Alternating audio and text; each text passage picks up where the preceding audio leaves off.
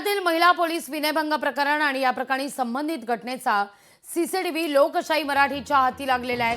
भाजप आमदार हेमंत रासनेंसमोरच हा सगळा प्रकार घडल्याचं म्हटलं जात आहे। पुण्यातील भाजप पदाधिकारी प्रमोद कोंढरेला आता अटक करण्यात आलेली आहे।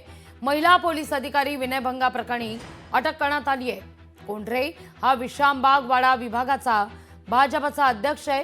प्रमोद कोंढरेला विश्रामबाग पोलिसांकडून आता अटक करण्यात आली आहे।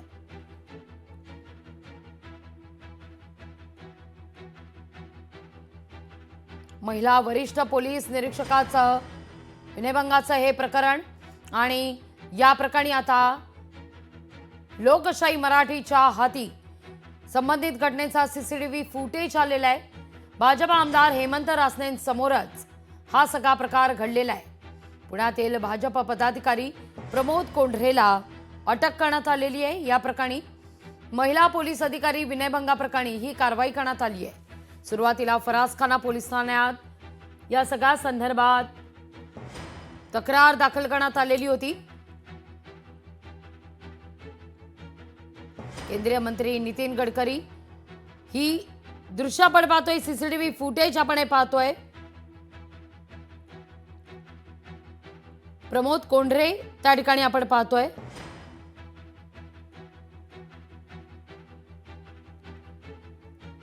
या सगळ्या विषयी बोलण्याकरता भाजपच्या नेत्या चित्रा वाघ आपल्या सोबत जोडल्या गेलेल्या आहेत।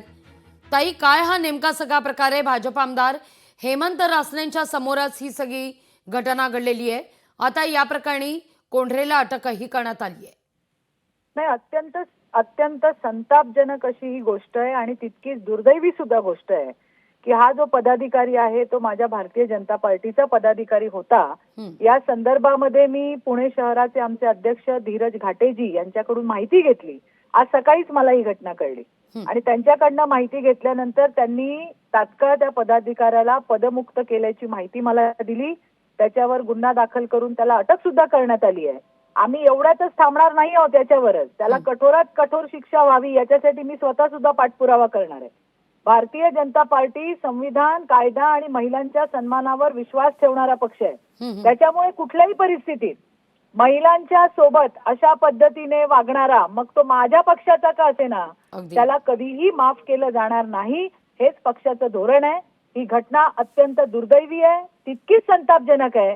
जरी तो पदाधिकारी भारतीय जनता पार्टीचा असला तरी सुद्धा त्याच्यावरती पक्षाने तात्काळ कारवाई केलेली आहे आणि अशा पद्धतीच्या कुठल्याही घटना आम्ही अजिबात खपवून घेणार नाही।